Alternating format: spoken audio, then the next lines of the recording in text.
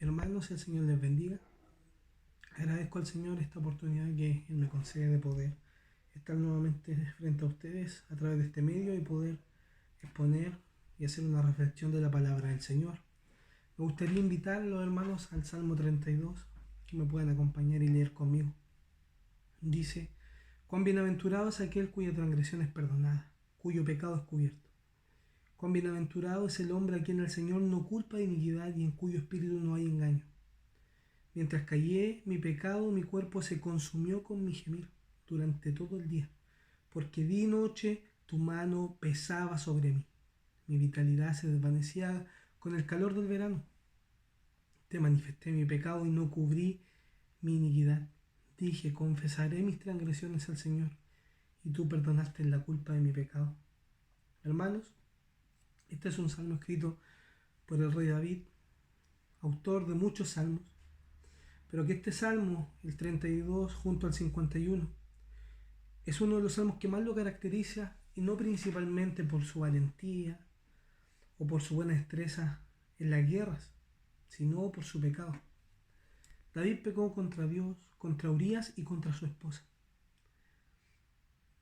No solo, hermanos, tomó a Betsabé, mujer de Urías, sino que lo engañó para encubrir su pecado, y después de no resultarle, ideó un plan para matarlo. David adulteró, engañó y asesinó a un hombre que era inocente, y su conciencia permaneció quieta hasta que Jehová tuvo que intervenir, hermanos, y enviar a Natán. No es menor, hermanos, lo que David cometió.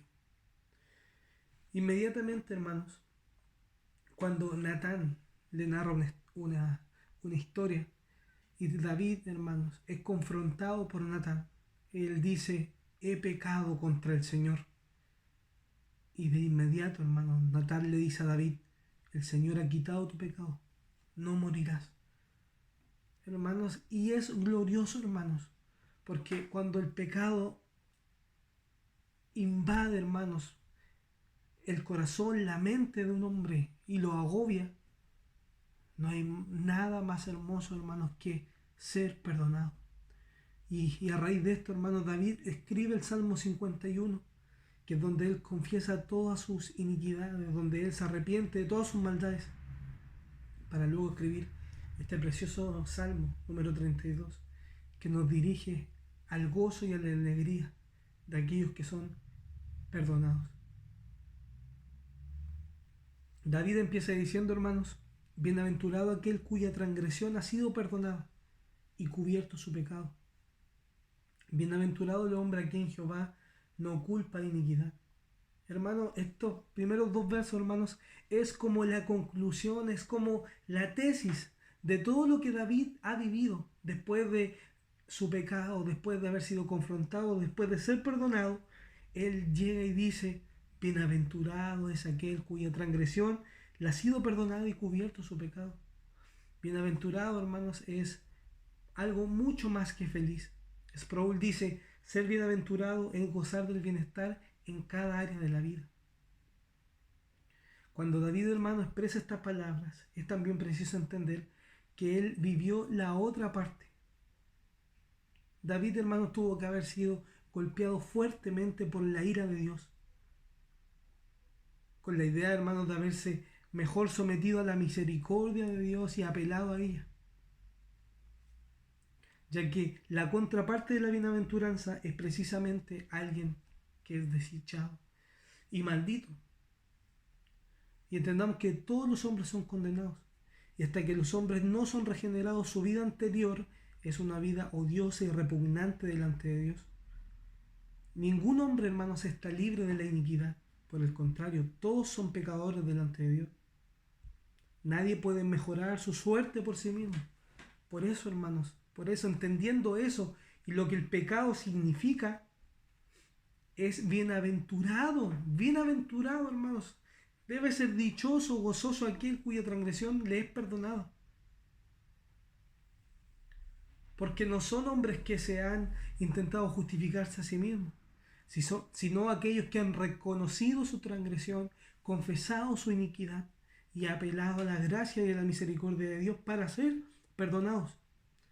Y no solamente ser perdonado, sino que también el versículo dice, y su pecado cubierto. Hermanos, ¿has experimentado alguna vez la felicidad? ¿Qué es lo que te da felicidad? ¿Son solo acaso las circunstancias buenas las que mueven tu corazón a la felicidad y te hacen sentirte gozoso?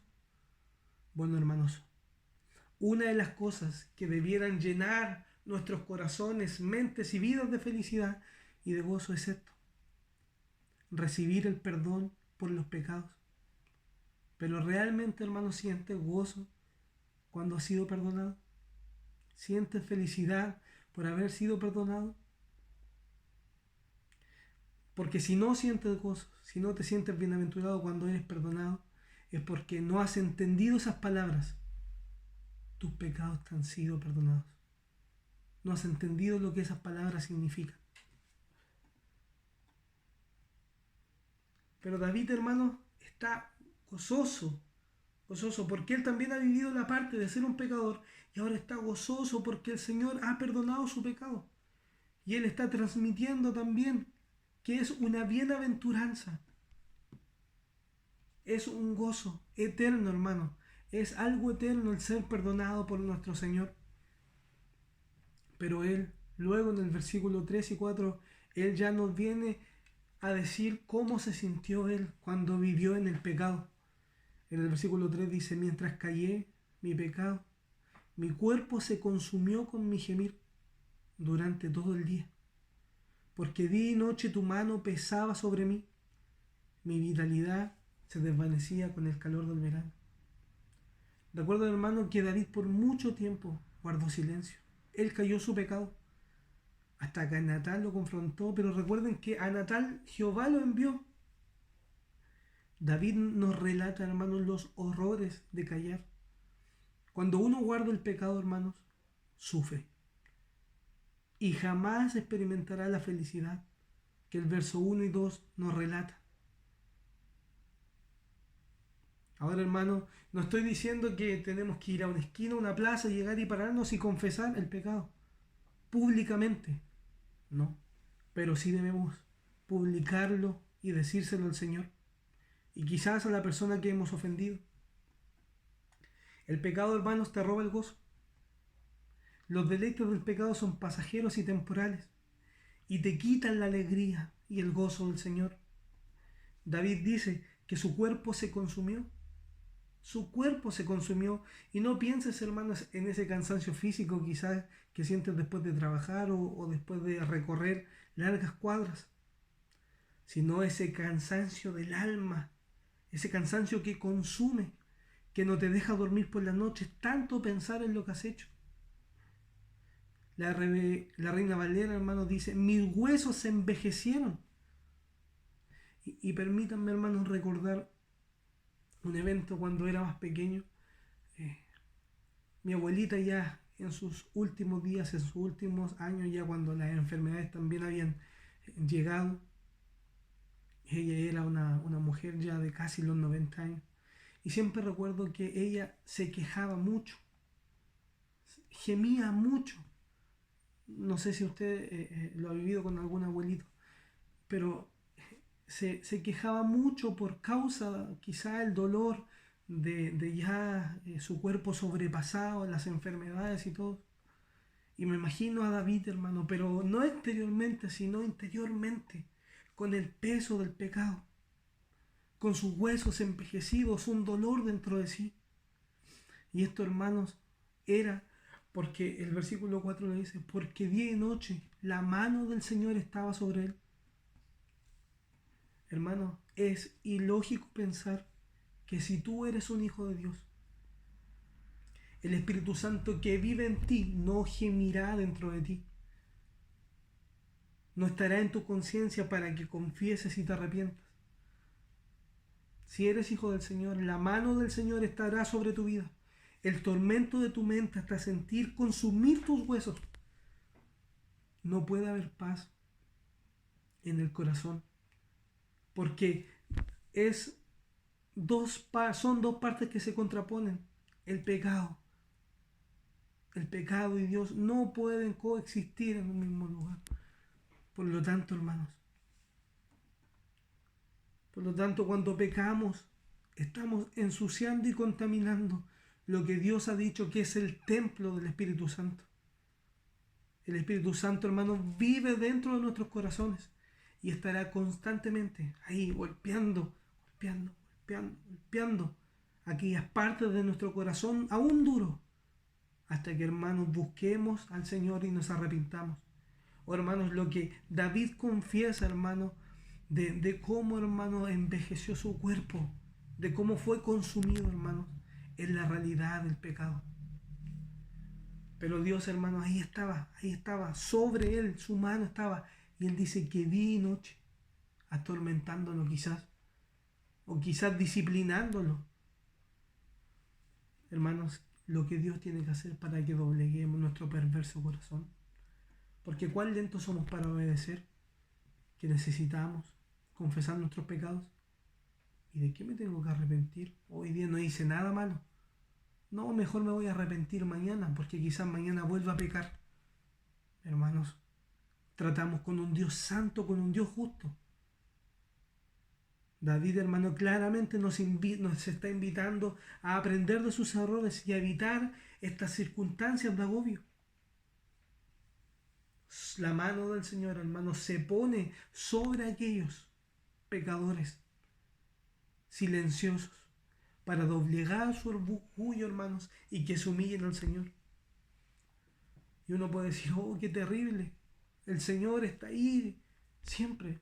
No, hermanos, más que terrible, es algo glorioso, porque su mano, hermano, está cada día ahí, empujándonos para que nos arrepintamos, para que confesemos, para que nos volvamos a Él. Y eso, hermanos, es glorioso, porque es gracia del Señor, que trabaja en nuestros corazones, aún cuando no queremos volver a Él, aún cuando callamos. Por lo tanto, hermanos, si cuando pecamos nos afligimos, demos gracias al Señor. Demos gracias al Señor porque claramente es su mano amorosa quien nos está disciplinando para volver al camino de la santidad. Si Dios, hermano, no deja que tú prosperes en tu pecado, siéntete afortunado. Porque la peor cosa que Dios le puede hacer a un hombre no es lastimarlo, no es quizás golpearlo. La peor cosa que Dios le puede hacer a un hombre es dejarlo a la deriva, es dejarlo prosperar en sus maldades. Por lo tanto, hermanos, es la gracia de Dios la que no nos deja continuar con nuestros pecados y nos lleva a confesar, tal como lo hace David en el verso 5. Él dice, te manifesté mi pecado y no encubrí mi iniquidad. Dije, confesaré mis transgresiones al Señor y tú perdonaste la culpa de mis pecados. Hermanos, la confesión principalmente es a Dios. Dios había pecado contra Urias, contra su esposa, pero la confesión es principalmente contra Dios. En el versículo 4 del Salmo 51, Él dice, contra ti he pecado. David está manifestando su pecado contra Dios. Y él dice que no se guardó nada. Él no encubrió nada, él declaró todo delante del Señor. Pero muchas veces, hermanos, nosotros no lo hacemos así. De hecho, nuestros hijos ejemplifican mucho la idea que a veces nosotros tenemos de la confesión. No sé si se ha dado cuenta, pero el niño dice, papá, perdón, y listo. Y uno dice, pero, perdón, ¿por qué? Y ellos ni siquiera saben, sino que lo están haciendo por un compromiso, o porque el papá le dijo. De inmediato debemos corregir esa acción en nuestros hijos y decirles en realidad en qué ellos se han equivocado y por qué deben pedir perdón por esto y por esto otro. Entonces, uno le dice nuevamente, pídeme perdón porque te he mentido, papá, porque te he fallado, papá.